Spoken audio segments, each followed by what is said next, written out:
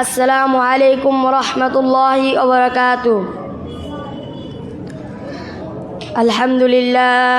আলহামদুলিল্লাহি রাব্বিল আলামিন ওয়াসসালাতু ওয়াসসালামু আলা রাসূলিহি কারীম, আম্মা বাদ। ক্বালা সুবহানাহু ওয়া তাআলা জাআল হাক্কু ওয়া যাহাকাল বাতিল ইন্নাল বাতিলা কানা যাহুকা। আলহামদুলিল্লাহ, দক্ষিণ বাংলার ঐতিহ্যবাহী দ্বীনি শিক্ষা প্রতিষ্ঠান দারুল উলুম নবিয়াবাদ মাদ্রাসা সাপ্তাহিক প্রশিক্ষণমূলক জলসার সম্মানিত সভাপতি সাহেব ও গ্রাম বাংলার আনাচে কানাচে থেকে মৌমাছির ন্যায় এলমে দ্বীন অর্জনকারী ছাত্র বন্ধুরা, আসসালামু আলাইকুম।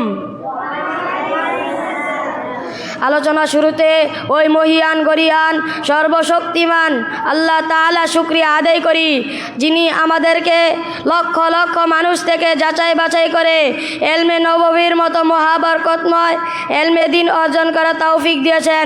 এই জন্য সকলে শুকরিয়া আদায় করি, আলহামদুলিল্লাহ। মাদ্রাসার পক্ষ থেকে যে বিষয়টি নির্ধারণ করে দিয়েছেন তা হলো হক বাতিলের লড়াই।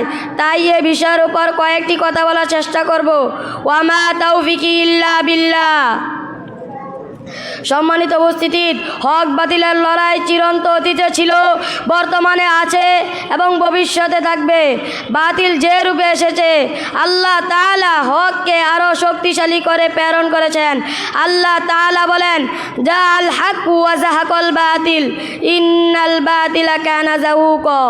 সত্য সমাগত হয়েছে আর মিথ্যা দূরীভূত হয়েছে, আর মিথ্যা তো দূরীভূত হওয়ারই বিষয়। তাই সত্য মিথ্যার দ্বন্দ্ব চিরকালীন, কিন্তু মিথ্যার পরাজয় নিশ্চিত। আমরা দেখতে পাই যে যখন দুনিয়ার শুরুতে বাতিল এসেছে চির অভিশপ্ত ইবলিস শয়তানের রূপে, তখন হক এসেছে হযরত আদম আলাইহিস সালামের রূপ ধারণ করে। তেমনিভাবে বাতিল যখন নমরুদের রূপ ধারণ করে এসেছে, তখন হক এসেছে হযরত ইব্রাহিম আলাইহিস সালামের রূপ ধারণ করে।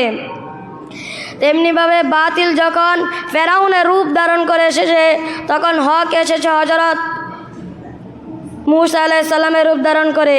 তেমনিভাবে বাতিল যখন আইয়ামে জাহিলিয়াতের রূপ ধারণ করে এসেছে, তখন হকের আওয়াজ নিয়ে এসেছে পৃথিবীর সর্বশ্রেষ্ঠ মানব, দূরজাহানের সর্দার হযরত মুহাম্মদ মুস্তাফা সাল্লাল্লাহু আলাইহি ওয়াসাল্লাম।